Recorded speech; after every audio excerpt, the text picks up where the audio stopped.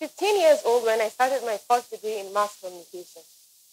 And growing up in a patriarchal society, I had always wondered how lucky I was for my dad to let me leave my hometown to go to a different place to study. But I guess that's why he had to come every weekend to check on me.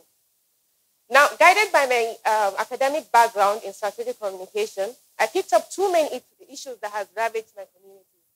One was the high number of female out of school, and secondly was the high rate of maternal mortality in my community.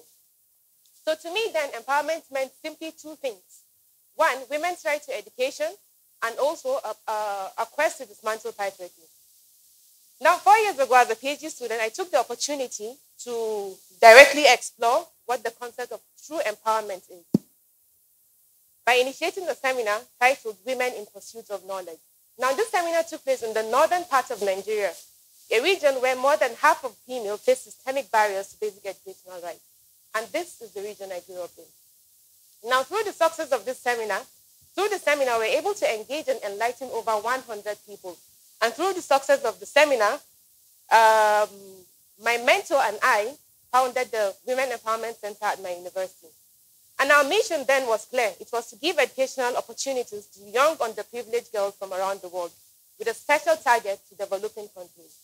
Now, our first initiative was bold. We were able to give opportunities to more than 45 young girls coming from a war-torn country who have lost their right to education. So, although after that, I wondered if education enough was there to empower every single individual. So I asked myself the same question: how have I been able to empower myself aside education? Now, I asked myself, how have I been able to transcend all barriers like gender, my color, and my cultural background? And then I thought about the young girls. How have we empowered them outside education? Did we truly empower them, or we simply altered their immediate circumstances? So I'll give you an example of a young girl that came from a country in Africa. Now, the first time I met her, I misjudged her because of how socially anxious she was. So I asked, how can she be in a male-dominated program like engineering if she's unable to be vocal with her opinion? So after 1 year, she surpassed my expectation by having a CGPA of over 3.80. But yet, the social anxiety was still there. And I thought to myself, how can I help her? How can I empower her in a way that is different from education? Because clearly, her problem was not education enough. It was not education alone. She needed to understand how to relate with people and how to be vocal with people. Now, I engaged her through different activities, which didn't turn out successful. But the only one that did was I asked her to engage herself in a presentation that has to do with a large audience like this. So I remember she coming to tell me that she can't do it. And I told her that's the only way for her to do it, otherwise she's out of the program. Now, at the presentation, to my surprise, she surpassed my expectation and she surpassed hers too.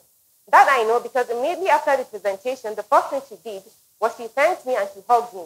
And I knew that her only problem was confidence building. Now, this is one of the many examples that we have. And this initiative was what guided my team and I to initiate different programs within the center that has nothing to do with education. One, we initiated the cultural diversity seminars and workshops that had to do with bringing different people from different backgrounds to create a dialogue whereby we cultivate critical thinking, confidence building, and confidence skills and problem-solving skills. Then we initiated the Women in STEM program that has to do with giving opportunities to young girls coming from patriarchal society who don't have the access to study in programs that has to do with science, technology, engineering, and mathematics. Like where I come from, STEM-related courses are mainly dominated by men. You hardly find women there. We then initiated the mentorship scheme, like I did previously with the girl, whereby we gave every individual the opportunity to express their passion in different ways. We also created the safe space for young girls, whereby in my experience with all of them, I noticed every individual, empowerment means every different thing to different people. So everyone has a different way of seeing what empowerment was.